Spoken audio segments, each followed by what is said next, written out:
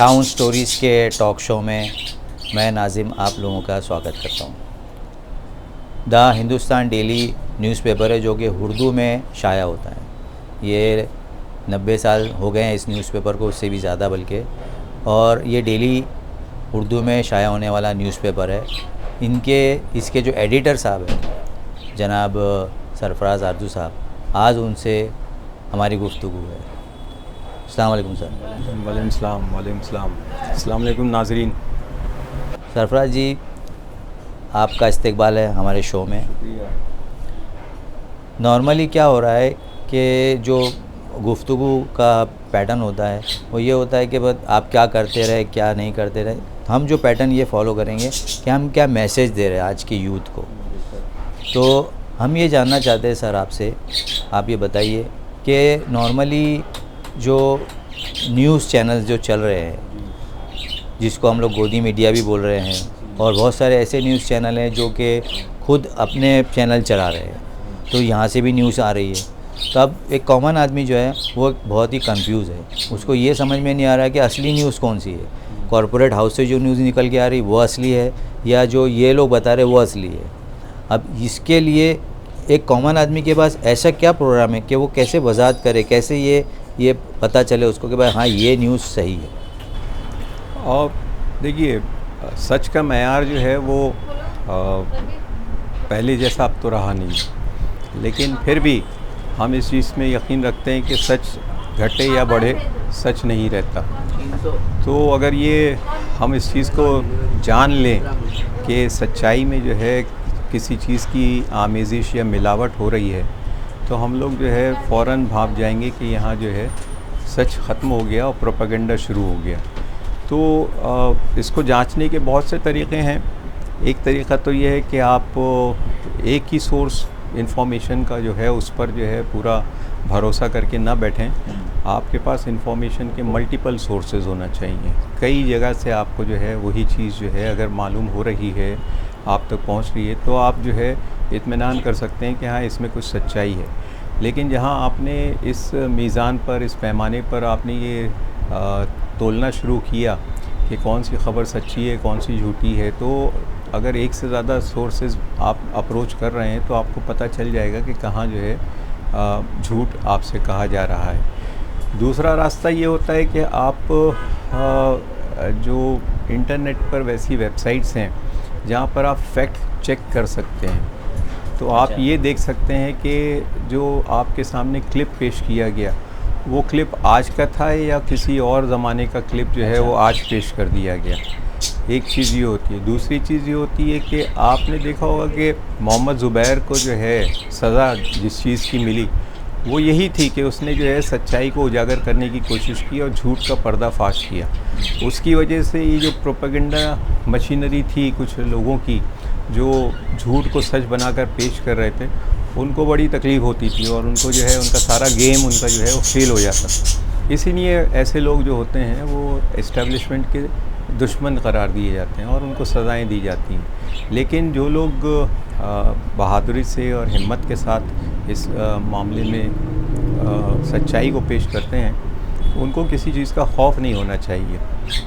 ये समझ कर चलिए कि आपको कुछ ना कुछ कीमत तो अदा करनी होगी और आप अपने आप को ज़हनी तौर पर इस चीज़ के लिए तैयार रखिए कि वो कीमत आप अदा करेंगे, चाहे वो जेल की शक्ल में हो, चाहे वो जुर्मानों की शक्ल में हो, चाहे वो जो है गिरफ़्तारी की शक्ल में हो, चाहे वो बदनामी की शक्ल में हो। लेकिन ये एक हकीकत है कि आपको जो है इन चीज़ों के लिए कुछ ना कुछ कीमत अदा करनी है और वो कीमत जो है आप उसके लिए हमेशा सर यहाँ पे एक आपने बताया ठीक है, फैक्ट्स हम पता कर सकते हैं नेट के ऊपर जाके वगैरह वगैरह, लेकिन क्या हो रहा है कि एक कॉमन आदमी, मतलब एक नॉर्मल आदमी, उसके पास इतना टाइम नहीं है कि वो फैक्ट कैसे पता चले, वो कैसे टाइप करे, क्या करे वो। तो हम लोग यानी कि बहुत सारी चीज़ों में बह जा रहे, क्योंकि एक ज़माना ऐसा था कि सरकार जो है वो मीडिया से डरती थी। आज ज़माना ऐसा आ गया है कि न्यूज़ रूम जो है वो उसकी न्यूज़ जो है फैब्रिकेटेड होती है, एडिटेड होती है और सरकार से डरी हुई, मतलब कभी कभी तो प्रो सरकार न्यूज़ होती है। तो हमें एग्जैक्टली सच्चाई का कैसे पता चलेगा? मैंने कहा ना कि मल्टीपल सोर्सेज से आप जो है एक ही चीज़ को चेक कीजिए। अगर एक ख़बर चल रही है कि फॉर एग्ज़ाम्पल कि फ़लाँ जगह फैक्ट्री में आग लग गई हाँ। और उसमें 140 लोग जो हैं वो जल कर हलाक हो गए या कुछ हो गए। अब आप ये फिगर 140 का जो है ये अगर आपने एक ही सोर्स से लिया और आप उसी को पकड़ के बैठे रहे तो आप समझेंगे कि ये हादसा जो है इतना बड़ा था। लेकिन अगर आपने दूसरे चैनल्स को जो है अप्रोच किया और वहाँ से आपने ये मालूम किया कि वहाँ पे कैजुअल्टीज़ की तादाद क्या थी, तो उसमें आपको वेरिएशन नज़र आएगा। तो ऐसी सूरत में आप समझ जाइए कि एक सोर्स जो है वो जो है काबिल भरोसा नहीं है। तो यही हमारा जिसको कहते हैं ना कि हमारा इस्लामी उसूल भी यही है कि आप अगर कोई ख़बर सुने तो उसको उस वक्त तक आगे मत बढ़ाइए जब तक आप उसकी तस्दीक न कर लें। तो ये हमारे यहाँ हदीस है और हम लोगों को इसी फ़लसफ़े पर और इसी प्रिंसिपल पर अगर हमने अमल किया तो हमारी दुनिया से जो है झूठ जो है रुखसत हो जाएगा इंशाल्लाह। सर एक सवाल मेरे जहन में आ रहा है, वो ये है कि वहम जो होता है उसको हम उसकी वजाहत कैसे करेंगे, उसको कैसे डिफ़ाइन करेंगे। एक कॉमन आदमी जो कि यानी एक हमारा जो यूथ है वो बहुत सारे वहम से गुज़र रहा है, उसको हर चीज़ का वहम होते जा रहा है, तो इसको हम कैसे उसको डिफ़ाइन करेंगे, कैसे एक्सप्लेन करेंगे। ये जो है ना वहम जो है ना ये एक दाखिली कैफियत है, यानी एक आपका इंटरनल प्रॉब्लम है। आप जो है किसी चीज़ को देखकर उस पर एतमाद ना करें और कुछ और उसके बारे में जो है तस्वुर आपके जहन में आए तो ये आपका वहम है। ज़रूरी नहीं कि वो चीज़ वैसी ही हो जैसा आप समझ रहे हैं। तो और फिर जब ये एक दाखिली मामला हो गया, एक इंटरनल मेरा प्रॉब्लम हो गया, तो ये आपसे भी बिल्कुल अलग है, क्योंकि मुझको वहम है जिस चीज़ का उसका आपको वहम नहीं है। तो इसमें जो है वो एक तरह का तफावत पैदा हो जाता है।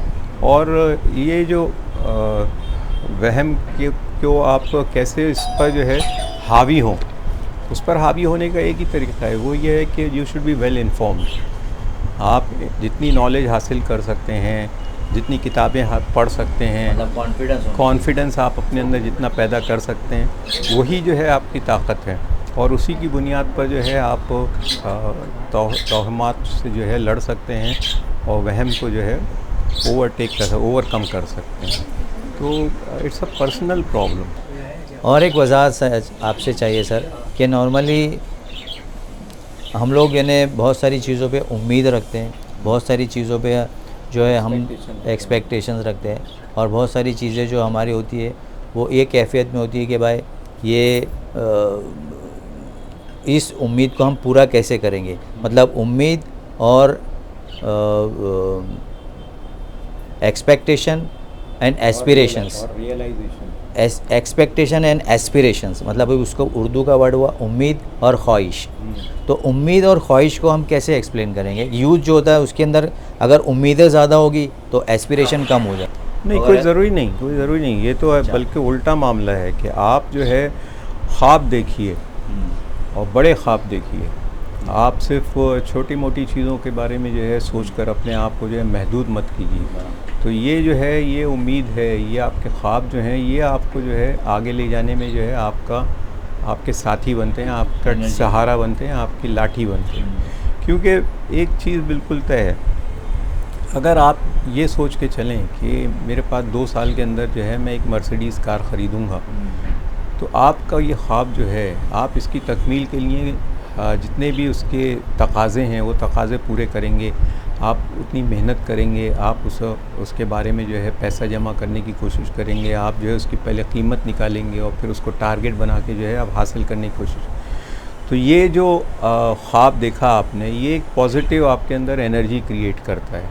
और ये तो मैंने एक कार की मिसाल दी, आप मकान का मामला ले लीजिए। आप ख्वाब देख रहे हैं तो ये सोचिए कि मेरे पास एक इतनी बड़ी कंपनी का मैं मालिक हूँ आज से 5 साल बाद, जहाँ 10,000 लोग मेरे साथ काम कर रहे हैं और मेरा जो प्रोडक्ट जो है वो सारी दुनिया में जो है सबके लिए काबिल क़बूल है, हर जगह जो है उसका इस्तक़बाल हो रहा है। तो ये जब आप सोचेंगे और आप बड़े पैमाने पे जब सोचेंगे तो ज़रूरी नहीं कि आपका जो है 5 साल बाद 10,000 लोग आपके हाथ के नीचे काम करने वाले मिलेंगे। हो सकता है उसमें कुछ कमी रह जाए, लेकिन फिर भी आप अपने टारगेट के नज़दीक तर होंगे और आप जिसको अचीवमेंट कहते हैं वो अचीवमेंट जो है वो आपके सीने पर जो है आपका लेबल बन के लग सकता है। तो ये जो पॉजिटिव थिंकिंग का जो ये प्रोसेस है और ख्वाब देखने का जो प्रोसेस है, ये ख्वाब देखना बहुत ज़रूरी है। अच्छा, ख्वाब दो तरह के होते हैं, एक तो आप सोते में देखते हैं और एक आप जागती आँखों से देखते हैं। सोते में जो देखते हैं वो तो बिल्कुल यानी नॉन एग्जिस्टेंट एक चीज़ है, लेकिन जागती इसका मतलब है कि वो ख्वाब बनाने पड़ेंगे हमें। हाँ, तो वो आप जो है टारगेट क्रिएट करना, हदफ मुकर्रर करना, अपने लिए एक नक्शा बना के रखना, तो वो जो ख्वाब जो दिन में देखे जाने वाले ख्वाब हैं ना, वो जो है वो आपको जो है एक हिम्मत देते हैं और एक ड्राइव प्रोवाइड करते हैं ताकि आप जो है आगे बढ़ें, दूसरों से जो है आप बेहतर साबित अपने आप को करें और ज़िंदगी में जो आप चाहते हैं उसको हासिल कर सकें। Very good. तो मुझे और एक चीज़ के ऊपर एक वजाहत चाहिए थी कि ये पर्सनली थोड़ा सा कि मैं ये जानना चाहता हूँ सर कि इतने साल आपने जो आपका काम है, तो इसमें आपकी तलाश क्या है? मतलब आप क्या तलाश कर रहे हैं? आदमी की तलाश तो ये है कि वो क़यामत तक ज़िंदा रहे और उसकी अगर ये ज़िंदगी जो है वो अगर 10 साल की और 20 साल की और 100 साल की है, तो वो ज़िंदगी जो है वो 1000 साल की हो, 2000 साल की हो। तो आप तारीख़ का मुताला अगर करें तो आपके सामने कितने नाम आते हैं। अरबों की आबादी गुज़री है, लेकिन आपके सामने जो है नाम जो आएंगे, आपका पर्सनल मतलब हाँ, मैं उसी चीज़ की तरफ आ रहा हूँ कि आप उसमें करोड़ों लोगों की ज़िंदगी इस दुनिया में गुज़री है और वो आए और उन्होंने ज़िंदगी जी और ख़त्म हो गए, लेकिन तारीख़ में कितने लोगों के नाम ज़िंदा रहे? वो तो सिर्फ मुट्ठी भर ही लोग हैं ना, महदूद है ना। तो ये जो अपने आप को एक बक़ाए दुआम बख्शना है, एक एटर्नल लाइफ बख्शना, ये हर आदमी का जो है एक ख्वाब होता है, एक सोच होती है। और जो लोग सिर्फ कीड़े मकोड़ों की ज़िंदगी गुजारने के लिए यहाँ आए कि आए यहाँ पर शादी की, बच्चे पैदा किए, एक घर बनाया, एक छोटा सा इस्टेब्लिशमेंट किया और अच्छा खासा कुछ अपनी पुश्तों के लिए छोड़ के चले, वो जो है वो एक बहुत ही आमियाना ज़िंदगी। आपका जो टारगेट होना चाहिए वो ऐसा कि आपको जो है आपके जाने के बाद लोग याद रखें।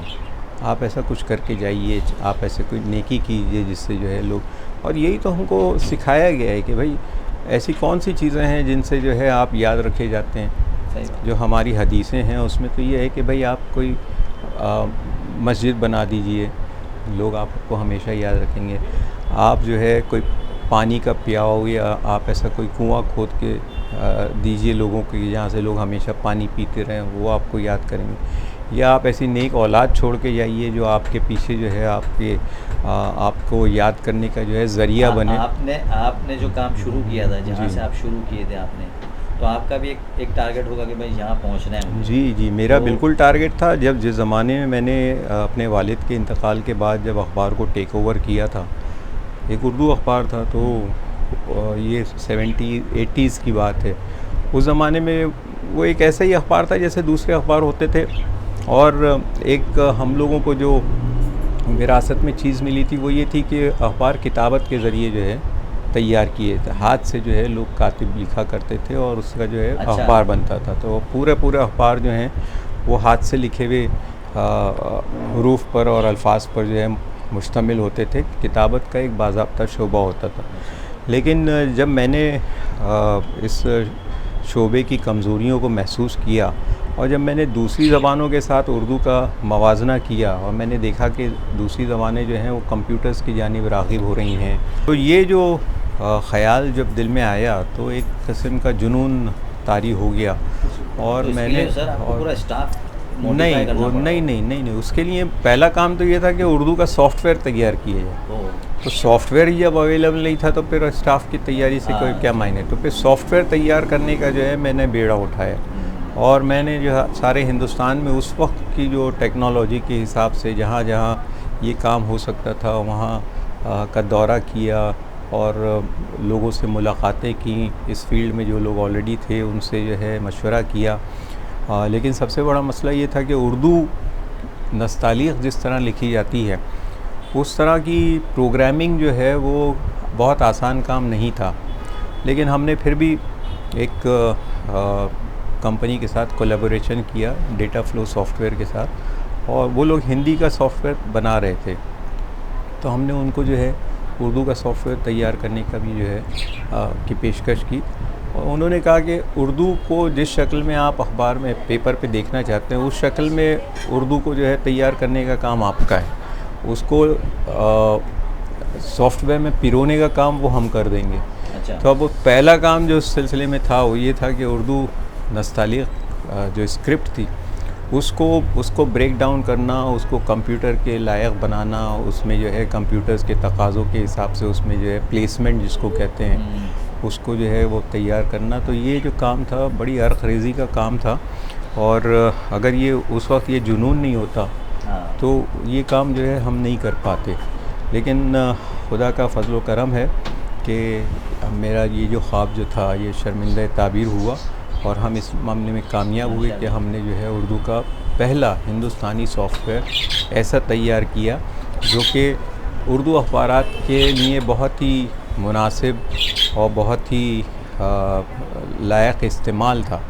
और ये जो मैं समझता हूँ कि मैंने जो एक ख्वाब देखा था कि उर्दू कंप्यूटराइज़ हो जाए और उर्दू जो है दीगर ज़बानों के हम पल्ला हो और उनके साथ साथ कदम से कदम मिला के चले, तो ये मेरा ख्वाब जो है वो पूरा हुआ। और आज की तारीख़ में हम देखते हैं कि उर्दू अखबारात जो हैं वो उसी तरह शाया होते हैं जिस तरह हिंदी के, अंग्रेज़ी के या मराठी के अखबारात शाया होते हैं। अब उर्दू वालों को जो है किताबत करके और लिथो मशीनों पे जो है उसको छापने के लिए जो है मेहनत करने की ज़रूरत नहीं रहती। तो मैं इस बात में बड़ा इत्मीनान महसूस करता हूँ कि हमने जो काम शुरू किया उसको दूसरे लोगों ने और आगे बढ़ाया, और आज वो इतना आगे बढ़ गया है कि उर्दू जो है आप अपने मोबाइल के पर टाइप करके जो है आप उसकी जो है फ़ाइल्स बना सकते हैं और सारी दुनिया में जहाँ चाहें भेज सकते हैं।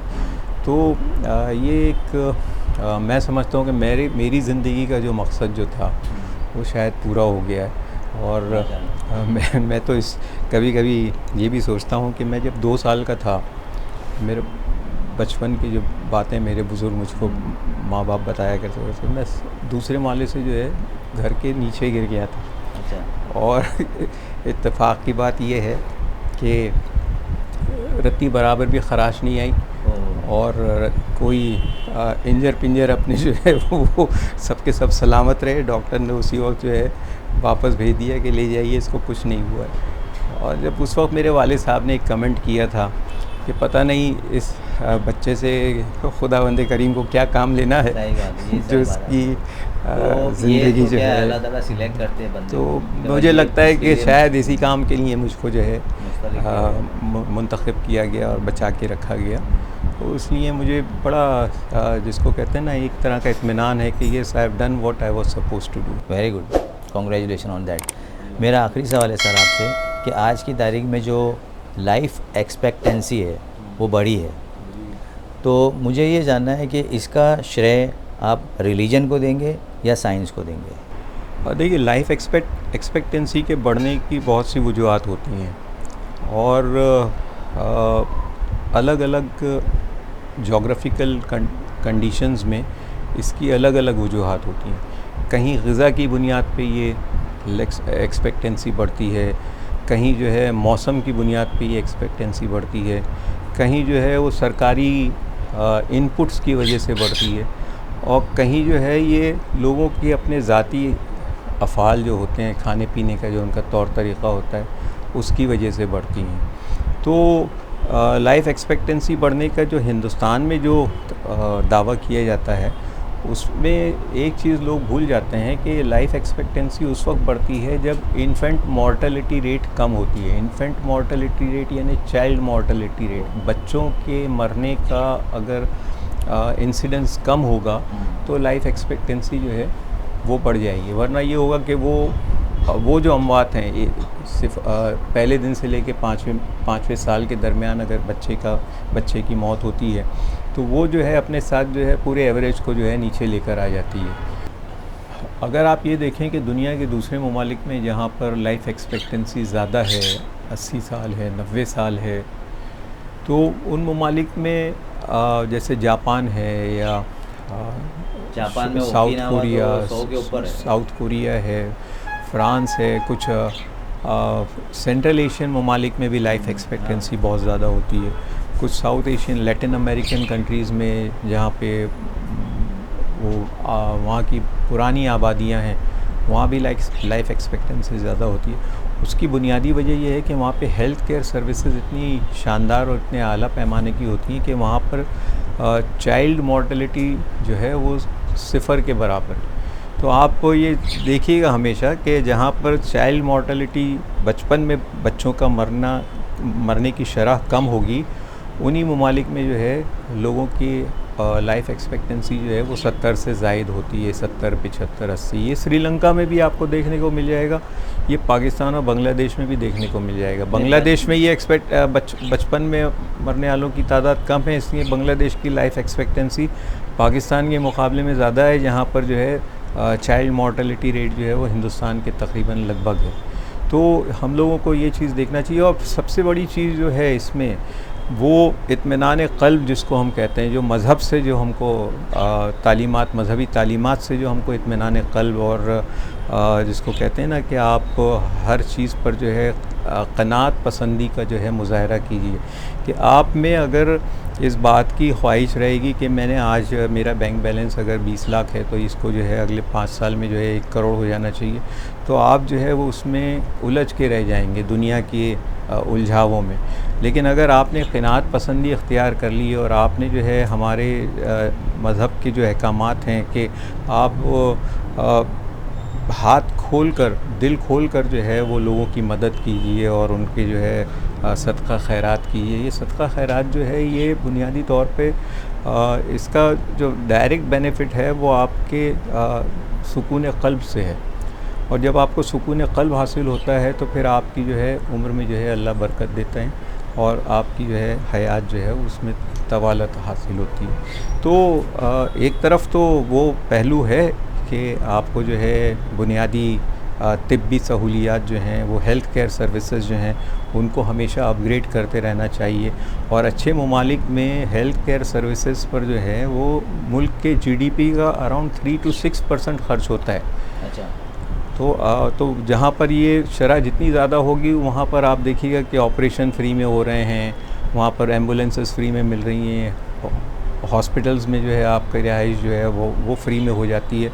और जहाँ पर ये चीज़ें अवेलेबल नहीं हैं और जहाँ पर जो है आदमी को जो है एक मर्ज़ के इलाज के लिए जो है वो बेतहाशा यानी दौलत खर्च करना पड़ती है, और उसको जो है बीमारी से ज़्यादा उसका जो है सारा ज़ोर जो है वो बीमारी का बिल अदा करने पे ख़र्च करना पड़ता है। वहाँ पर ये चीज़ें जो हैं ज़्यादा तकलीफ़ देह होती हैं और लाइफ एक्सपेक्टेंसी को जो है घटाने का बायस होती हैं। इन तमाम चीज़ों का मुताला और मुशाहिदा हम लोगों ने कोविड के दौरान कर ही लिया है कि किस बड़े पैमाने पर जो है अमवात हुई हैं और किस तरह लोग जो है वो 20-20 लाख रुपए का बिल अदा करने के बाद भी जो अस्पताल से ज़िंदा वापस नहीं आए हैं। तो ये तमाम चीज़ें जो हैं वो बहुत अहमियत रखती हैं कि हेल्थ केयर पर जो है सरकारें कितना ख़र्च कर रही हैं, उनकी पॉलिसीज़ क्या हैं इस ताल्लुक़ से। तो हम तो आजकल जो देख रहे हैं वो ये कि दिल्ली की जो केजरीवाल गवर्नमेंट है उसने जो है एजुकेशन के बाद जो है हेल्थ पर अब सबसे ज़्यादा तवज्जो, और उसने जो है मोहल्ला डिस्पेंसरीज़ का कॉन्सेप्ट शुरू किया है। और उन्होंने अपनी डिस्पेंसरीज़ को इतना अप टू डेट बनाया है कि जैसे ऐसा नहीं जैसे बम्बई में होता है कि वो सरकारी दवाखाने में जाने के मानी है कि वापस आने की कोई गारंटी नहीं है, वैसा यहाँ पर वहाँ पर नहीं है। उन लोगों ने जो है बहुत ही मयारी, और इसकी पब्लिसिटी भी उसी हिसाब से हो रही है। तो ये एक तरह का सबके लिए नमूना बन जाता है कि ये चीज़ जो है, जो चीज़ दिल्ली में हो सकती है वो पूरे हिंदुस्तान में क्यों नहीं हो सकती। तो हम लोग सरकारों पर ये हमारी ज़िम्मेदारी है कि वो सिविल सोसाइटी जो है ये प्रेशर बनाए रखे कि सरकार जो है वो हेल्थ सर्विसेज पर और लोगों की सेहत पर और हिफ़्ज़ान सेहत पर जो है ज़्यादा से ज़्यादा ख़र्च करे और ज़्यादा से ज़्यादा लोगों तक उसका जो है बेनिफिट पहुँचाए। बहुत बहुत शुक्रिया सर आपका इस प्रोग्राम में आने का, टाइम देने का, बहुत बहुत शुक्रिया। ये थे सरफराज आरजू सर, हिंदुस्तान डेली के एडिटर। आप इस चैनल को सब्सक्राइब कीजिए और बेल आइकन ज़रूर दबाइए, और कमेंट्स में आप अपने सवालात या जवाब जो भी आप शेयर करना चाहते हैं ज़रूर कीजिए। ताकि हम आगे बढ़ें, और जो भी आपके कमेंट्स होंगे वो एक मायने रखते हैं हमारे लिए, ताकि हम आगे और बेहतर बना सकें हमारे चैनल्स को। बहुत बहुत शुक्रिया, थैंक यू वेरी मच।